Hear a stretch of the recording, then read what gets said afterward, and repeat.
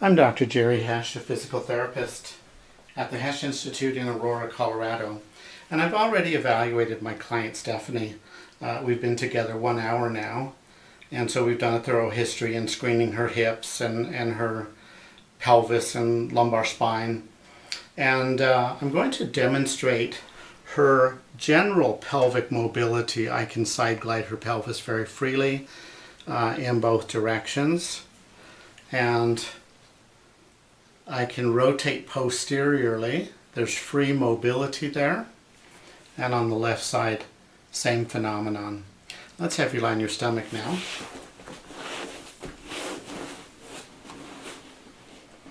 When I come to the top of the ilium on both sides, she has ample mobility in terms of forward rotation, and that is present on both sides.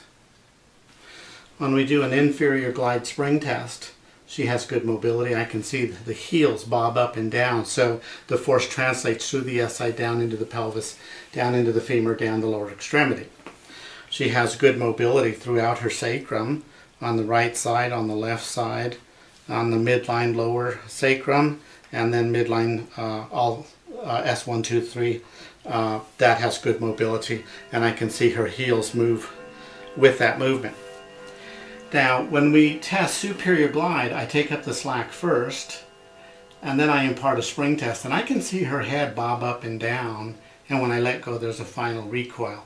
On the right side, I can't take up the slack. It takes up so quickly, and then when I try and spring it, and I'm using the same amount of force, and now I'm using even more force, there's no movement translation through the sacroiliac and through the rest of the body.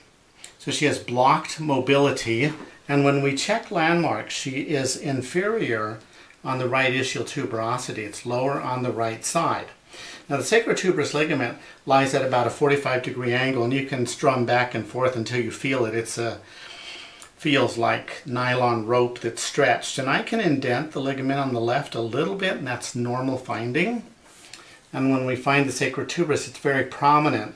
And when I try and indent it, it does not indent. It's very tight. And it's tight, in my opinion, because ilium has shifted downward in relationship, so that ligament is stretched. And there's no bone in this area, but this ligament feels hard like bone. So we name this a downslip of the ilium. And it can crowd the contents of the sciatic notch, and that roof is rather sharp. And it can pull down and put pressure on the sciatic nerve.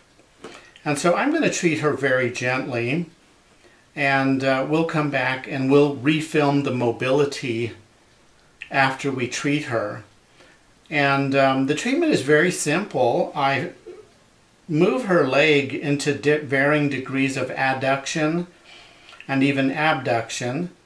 Most people at about 20 degrees of adduction, I can create superior glide mobility through the lower extremity.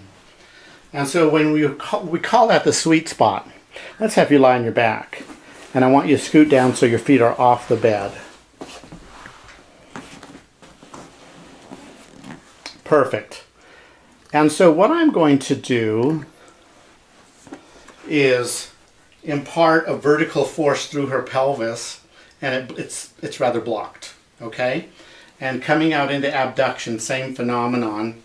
And when I come into adduction, about 15 degrees there, I can create vertical mobility through that SI, and I can see her head bob up and down. So I'll turn the camera and I'll repeat that springing that I'm doing, and you'll be able to see that that translates through the body.